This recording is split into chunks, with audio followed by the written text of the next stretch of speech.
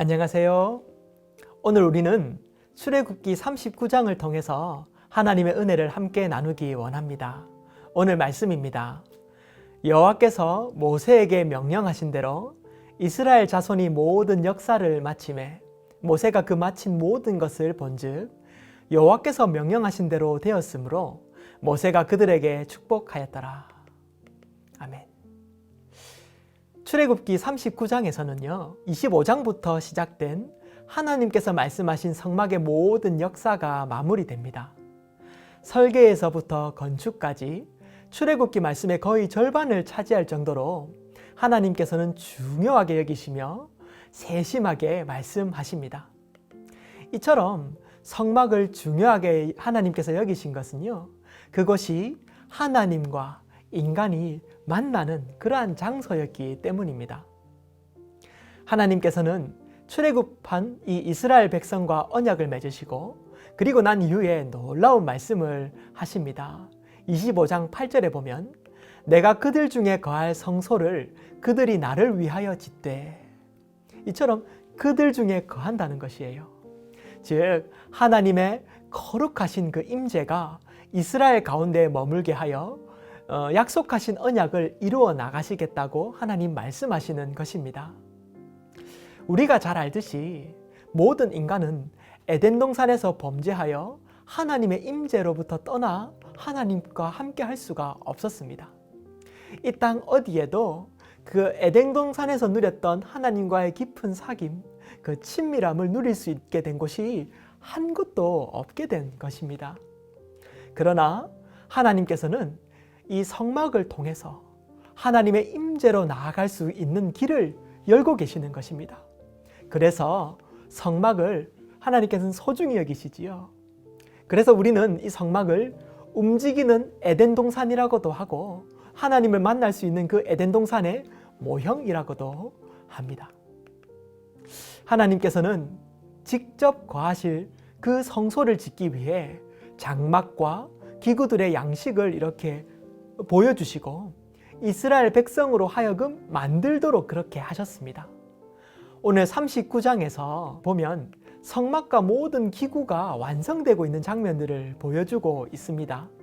34절에서 41절을 읽어보면 붉은 물을 들린 그 숫양의 가죽 덮개와 달의 가죽 덮개와 가린 휘장과 증거개와 그 채들과 속죄소와 상과 그 모든 기구와 진설병과 순금 등잔대와 그 잔 곧 버려놓은 등잔대와 그 모든 기구와 등유와 금제단과 관유와 향기로운 향과 장막 휘장문과 놋제단과 그 놋 그물과 그 채들과 그 모든 기구와 물두명과 그 마침과 뜰의 포장들과 그 기둥들과 그 받침들과 뜰문의 휘장과 그 줄들과 그 말뚝들과 성막 곧 회막에서 사용할 모든 기구와 성소에서 섬기기 위한 정교한 옷 곧 제사 직분을 행할 때에 입는 제사장 아론의 거룩한 옷과 그 아들들의 옷이라.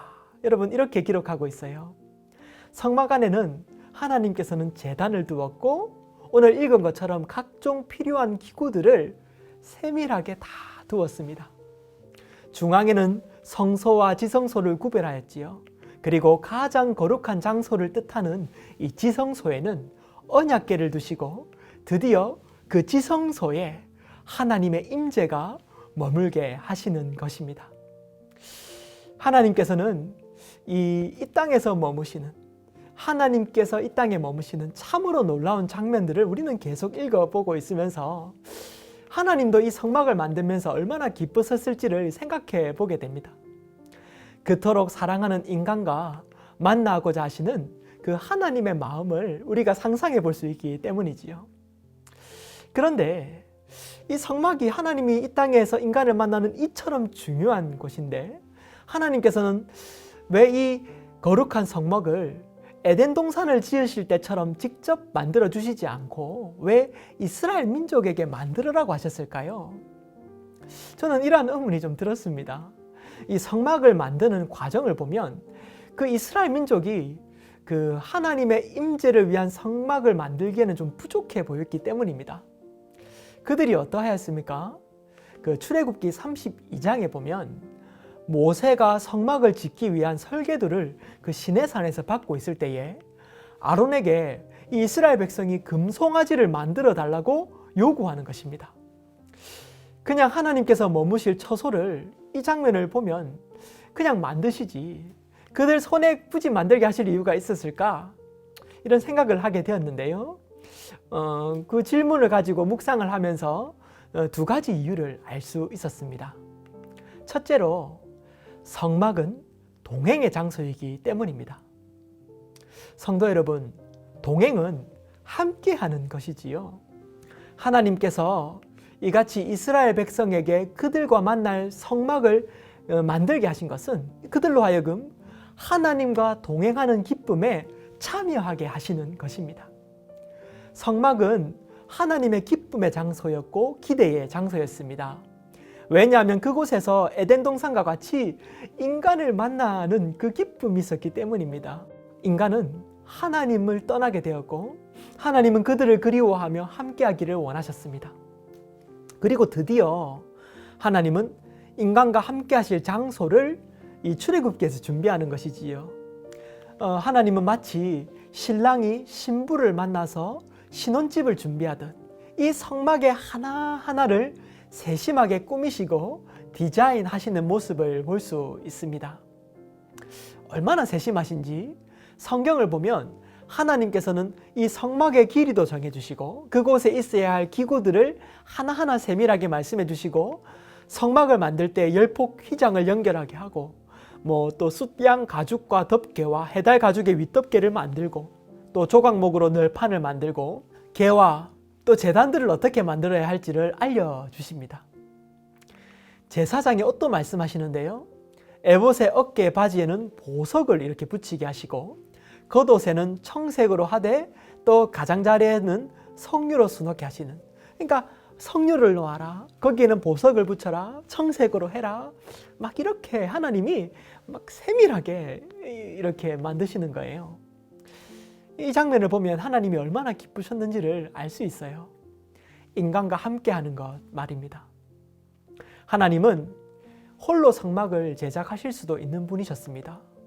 그분은 말씀으로 천지를 창조하시는 분이시지 않습니까? 그런데 이처럼 그 중요한 장소, 이스라엘 민족 그 인간과 하나님이 만나는 이 중요한 장소를 보니까 초라해 보이는 성막이에요. 이 초라해 보이는 성막이 아니라 화려한 곳으로 만드실 수 있었는데 하나님은 그렇게 하지 않으십니다. 오히려 이스라엘 민족이 가진 금, 보석, 가죽들 좀 가져와. 그리고 그 가죽들을 이용해서 너희들이 한번 만들어봐. 이렇게 말씀하시면서 최선을 다해 하나님과 인간이 함께할 그곳을 꾸미게 하시는 것입니다. 그리고 그들이 만든 좀 하나님이 거하시는 이 초라해 보이는 성막을요, 하나님이 크게 기뻐하시는 것입니다. 그들이 광야에서 제작한 이 조그마한 성막이 하나님의 임재가 있는 장소가 되게 하시는 것입니다.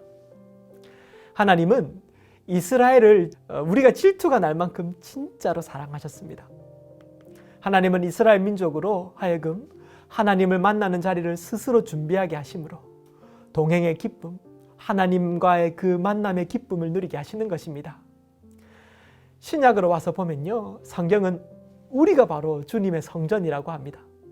고린도전서 6장에 보니까 너희 몸은 너희가 하나님께로부터 받은 바 너희 가운데 계신 성령의 전인 줄을 알지 못하느냐. 너희는 너희 자신의 것이 아니라 값으로 산 것이 되었으니 그런즉 너희 몸으로 하나님께 영광을 돌리라. 우리가 하나님이 영이 거하시는 성소라고 말씀하십니다. 놀라운 말씀입니다. 하나님의 영을 우리 마음에 두고 우리는 그 하나님을 마음을 다해 하나님 앞에 나아갈 수 있도록 하시는 것이지요. 그렇다면 우리는 얼마나 우리의 몸과 마음을 주님 앞에서 구별하며 또 마음을 꾸미고 있는지를 돌아보기를 원합니다. 하나님을 알아가는 것에 힘쓰고 하나님이 좋아하시는 것이 무엇이고 또 싫어하시는 것이 무엇인지를 알고 실천하며 우리의 내면을 아름답게 꾸며 하나님과 동행하는 기쁨을 누리는 그러한 성도님들 또 그러한 하루가 되시기를 축복합니다. 두 번째로 성막은 순종의 장소이기 때문입니다. 그 하나님과 동행하는 백성에게 하나님이 진정 원하시는 것은 오직 순종입니다. 에덴 동산에서 하나님을 떠난 이유는 인간이 불순종의 죄를 범하였기 때문입니다. 여러분 그렇지 않습니까? 우리가 죄를 지었기 때문에 하나님을 떠나게 되었지요. 하나님은 이스라엘 백성과 다시 언약을 맺으시고 광야에서 하나님 말씀에 이렇게 그들이 순종하게 하는 훈련을 하게 하십니다. 창조주와 인간이 바른 관계를 맺기를 원하시는 것입니다. 성막을 지을 때도 마찬가지지요. 성막을 지을 때도 하나님은 이스라엘 민족에게 짓게 하시면서 하나님의 말씀에 순종할 것을 요구하십니다. 하나님은 성막을 지을 때에 필요한 것들과 디자인을 세밀하게 말씀하시지요. 그리고 이스라엘 백성이 하나도 빠뜨리지 않고 하나님께서 말씀하신 대로 순종하게 하여 성막을 하나하나 짓게 하시는 것입니다. 이를 통해서 하나님은 그들로 하여금 어떠한 관계 속에서 하나님과 인간이 만날 수 있는지를 알려주십니다. 즉, 하나님께서 우리가 해야 할 것이 다만 믿는 자들에게는 순종밖에 없는 것임을 알게 하시는 것입니다. 말씀은 이렇게 말합니다. 우리에게도 적용할 수 있을 것 같아요. 한 사람이 순종하지 아니함으로 많은 사람이 죄인 된 것 같이 한 사람이 순종하심으로 많은 사람이 의인이 되리라. 예수님에 대한 말씀이지요. 아담의 불순종으로 말미암아 우리와 하나님과의 관계가 끊어졌듯이 예수 그리스도께서 순종하심으로 우리에게 하나님과 함께 하실 수 있는 그러한 문이 열리게 되었습니다. 그리고 하나님의 말씀에 순종함으로 우리는 이 땅에서 하나님의 영광을 드러낼 수 있게 된 것입니다. 여러분, 이처럼 하나님은 우리와 함께 동행하기를 원하시고 또 우리에게 하나님의 말씀에 순종하기를 원하셔서 우리에게 이 성전을 짓도록 하시는 것이겠지요. 이스라엘 민족에게도 말입니다. 오늘 하루 동안 우리는 이러한 질문을 해보고 싶습니다. 하나님의 성전인 우리는 오늘 어떠한 삶으로 하나님께 영광을 올려드릴 수 있을까요? 우리 오늘 이 질문 앞에서 하나님을 묵상하며 은혜 받으시는 그러한 하루가 되시기를 축복합니다. 기도하겠습니다. 사랑하는 하나님 아버지, 감사합니다. 오늘 하루도 저희 마음에 하나님의 영이 거하게 하시고 하나님과 동행하는 축복을 누리게 하시니 감사합니다. 아버지 하나님, 오늘 하루도 주님 말씀에 순종함으로 하나님께 영광을 올려드리는 삶을 살게 하여 주시고 하나님께서 누리셨던 그 동행의 기쁨을 깊이 누리는 하루가 될 수 있도록 인도하여 주시옵소서. 예수님 이름으로 기도합니다.